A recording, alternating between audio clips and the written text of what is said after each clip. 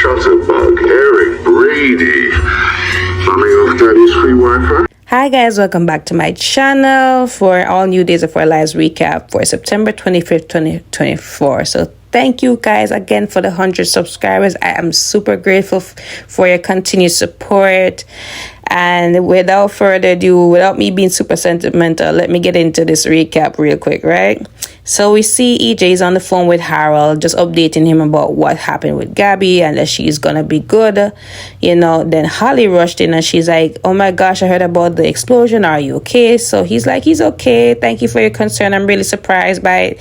So, you know, he's like, does it mean that you forgive me about what happened with Jude and his paternity? So she's like, not really. I just didn't want to see you blown to bits. I'm glad that you're okay, right? So anyways, you know, the conversation turned to Brady and, you know, the case against him. And she just wished that EJ would have prosecuted him. She wished that, you know, he would pay for what he did to her Aunt Sarah. So she's still angry about that, obviously. But, you know, he's like, are you sure you're not misplacing your anger towards Brady? You meant it for Eric instead. So she's like, maybe you're right. You know, I just can't believe he just served a little bit of time for what he did to my father. So he understands and he's empathetic towards her.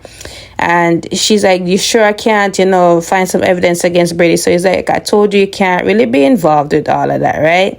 So, they did have mutual understanding, and she's thankful for him for being there for her throughout all of this, and he's just lapping it up because, you know, he has her in his corner, and, you know, she's against Eric, and, you know, Eric and him don't really mesh well, so he's lapping it up. So at some point when Holly leaves, he calls the police station and said they need to reopen the case against Brady and all of that, right? So he said maybe he might just use Holly to do, you know, to get the evidence that he needs, right?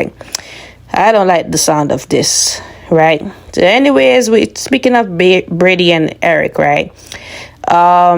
They're at the pub and Eric said that he's just wrapping up the photo shoot with Body and Soul, and Brady was just there to check in on Ava after what happened with Connie and her, right? So he's like, I didn't know you and Ava were close.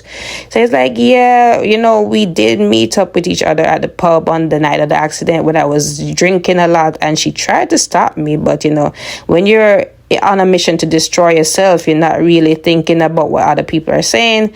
So he did tell Eric that Xander tried to beat his head over with a bat, try to cripple him like what he did to Sarah. And he's like, you know, I get that Xander is mad and everything, but it doesn't give him the right to do that. Did you press charges? So he's like, no, I didn't want to get that far. And he said Fiona came in time, his mom came in time to intervene, and, you know, he's happy that happened, but he's like, what is the relationship between you and her? So he's like, they slept together, and he's like, oh my gosh, why would you do that? So he's like, to be fair, he didn't know that she was Xander's mom, and they cut it off after the whole accident, you know. So anyways, the conversation turned towards Holly finding out that he was the killer. He was a driver behind the wheel that killed their father. And, you know, Holly's mad at him and Nicole, understandably. And he said, I know that you guys are trying to protect her, and, you know, you did what was best in the beginning. I know you love that girl, and she will come around. Just give it some time, right? So he did tell him that Tate was the one who told her, but he thought that Holly already knew and all that. So, you know, what to really expect from that. So Brady said that he's going to a AA meeting and, you know, just to turn himself around. So we go on to Sarah and Xander, right? So Sarah is whining about how she doesn't want Xander to carry her around, even though it's romantic and brave and all that. She wants to learn to do things on her own, and her physiotherapist is saying that she needs to learn to walk, you know, just move from the wheelchair to the bed, just get her movement started, right? So he's like, I'm sorry, I just want to be doting and all that. So, I don't get that, you know, energy that she has towards Xander. So anyways, she said, you know what you can do to, you know what wish that I would wish that you could do. He's like, what? So she's like, just stop trying to hurt Brady. I heard about the whole thing with the bat and you trying to beat him over with the bat. Like, stop it. Just let us move forward. We have our daughter to focus on. Like, stop with this vendetta against him. You're becoming obsessed with it. So it's like, I can't. Xander was just honest. Like, I can't promise you that I'm not gonna stop. Like, you know, he is the reason why you can't. You know, you're crippled. You're in a wheelchair. And she's like, don't you think I feel that every day? But I just don't have the energy to go after Brady. Like, you need to just drop this all. So Xander, you know, he makes no promises, you know, but he hears what she's saying and he said, you know what, I have Titan business. So she said, at this hour, the last time you said Titan business, you went to Brady's place with a bat to beat him up. So like, I'm really don't think I can trust what you're saying. So anyways, he ends up leaving, but Sarah's still skeptical about what Xander is truly up to at this point. So Tate is at his house, right? He's trying to get through to Holly, but Holly's not answering. And he's like, I know you're still upset with me about what happened with my dad, and I just really want us to talk. So he gets a knock at the door thinking it's Holly, and lo and behold, it's just desperate, sleazy Sophia, right? So she's just there saying that she's quote unquote to check on him, what's going on, and she brought him some burgers and everything. And he's appreciative, and she, you know, again, naive. Tate is so naive, he's not seeing that she's just trying to get, you know, closer to him and all that and take him away from Holly. And the way how he's acting, it's just gonna be real simple to do so. So she's like, she asks about Holly, trying to be fake concerned, and you know, she's saying, so I can't believe Holly's still upset at you, you know, I mean, she needs to just move forward. Like, I get that what happened was really bad, but she, you know, she can't be treating you like this. You're a nice guy and all that. And she said, you know, I hope you don't mind me being here and, you know, offering dinner and just have, you know, giving you TLC. And he, you know, he's just buying it. So yeah, like, I don't get it, but at some point, you know, they're talking, they're getting closer, and he gets a knock at the door, and it's Holly. So Holly is like, you're talking off his ears again? And she's like, no, I'm just here to, you know, check in on him, you know, just be a friend. And she's like, yeah, right. You know, she's like, I bought him some dinner and stuff. And she's like, yeah, whatever, you know, just get going. So anyways, Tate again said is not what it looks like, and she's like, yeah, I understand. You know, I just wanted us to focus on, you know, us, and it's been a while since we've been together since all the drama happened, and I just want us to get back to where we were. And she started to fake, like, I think she started to fake sneeze or something like that, and he's like, are you okay? So she's like, yeah, I just need to use the bathroom. So he directs her to the bathroom. Again, I already put two and two together that she's up to something. She's probably trying to get evidence from Brady's room, and lo and behold, she went to Brady's room trying to find something to link him to Sarah's accident, and she found the briefcase.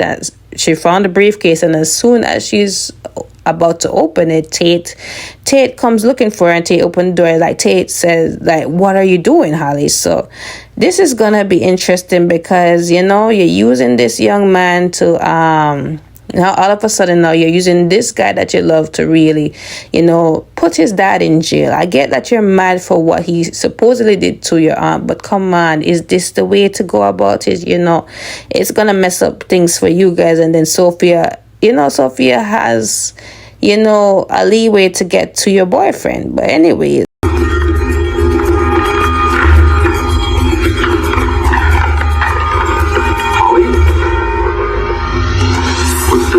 doing? so we go to Maggie and Fiona, right? They're having, you know, a lovely mom's dinner out. And, you know, Maggie's appreciative of Fiona for bringing her out, taking a break from taking care of her daughter and granddaughter. And she's like, you're welcome. And, you know, it's good to get out. You know, it can be such a burden sometimes, right? So anyways, she did tell Maggie that she wanted to be transparent with her. And she tells her that she slept with Brady. But Maggie was like, of all the men you had to bring to your bed, why Brady? So she's like, she didn't know that Brady was related to Xander until later on. And once the accident happened, you know, they couldn't continue what they were doing. She just was at a bad place. They was at a bad place, and they was just, you know, using each other, just, you know, have a little company. So she did say that they broke things off, because what he supposedly did, even though we know it's her, she said it was, indefensible and unjust and all of that, right? So she could never continue. But Xander is in no position to talk to her now because of what happened, and she just wanted to tell Maggie before somebody else tell her. And Maggie's like, it's a lot to wrap around with, but I still believe that Brady is a good guy when he's sober, and I just don't want to see him hurt. She did tell Maggie about the fact that Xander almost beat him with a bat, and she was there to intervene. So Maggie's like, I'm happy that you were there, and we're really happy to have you there here to support us through this tough time. She's like, she's thankful for them welcoming her in, and she just want to keep that relationship with her son and all that. So Maggie leaves, and she says she's gonna get some dessert for Sarah, and Fiona says she's gonna get some dessert, but I already know she was just gonna take that time to go order a drink, and she asked Sophia for a drink, and that's what she was doing, having herself a drink and some dessert. So Eric is still at the pub, he's doing some work, and then EJ come in and say, well, isn't this Eric Brady stealing some of your father's Wi-Fi? So Eric is like, what do you want, EJ? I thought that was a really funny line, EJ being this, just conniving as usual. So anyways, he's like, oh, that's how you talk to your customers? I have to talk to Roman about it. So he's like, do you need something here? So he's like, no, the food server is just not doing it for me. But anyways, let's talk about the fact that why you're looking like that. I think I have a good idea. I think it's because Holly found out that you were the drunken driver, and, you and her mother, lied to her. And, how despicable can one be? So he's like, we were just looking out for her, and I know in time she will come around, she will forgive us. And he's like, oh, really? No, you really think she's gonna forgive you? I think you're in denial, sir. You're in denial.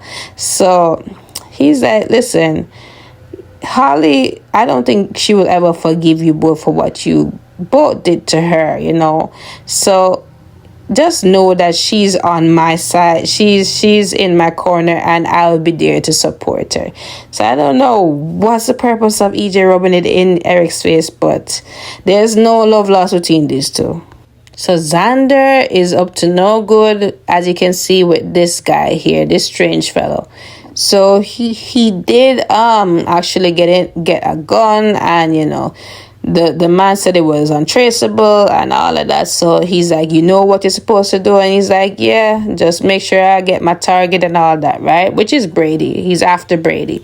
So he's like, okay, cool, just do what you have to do. So Brady was after the meeting, and he bumps into this strange bald-headed fellow, and he's like, you're Brady Black? So he's like, yeah, what's up? So I guess we'll see what happened with that, how this ill-fated mission going to be. But Xander did not listen to his wife yet again. He wants to take it into his own hands, and at this point he's pulling a victor card, right? So Maggie came back with the dessert looking for Sarah, and Sarah is nowhere to be found. She was supposed to be, physical therapy, doing her physical therapy with the dumbbells, but she ended up, asking Henderson to drive her to track down Xander, and Xander was surprised to see her, but she's like, what are you really up to, Xander? Because Xander had a gun, and he concealed it as soon as he saw Sarah coming up, right? So let's see what kind of story he's going to give Sarah, because maybe Sarah's going to see past the BS, but it's no good, darling. So anyways, guys, this is it for today's Daysofourlives recap. I will see you guys for an all-new recap tomorrow. Thank you again for the 100 subscribers. I appreciate you all. See you tomorrow.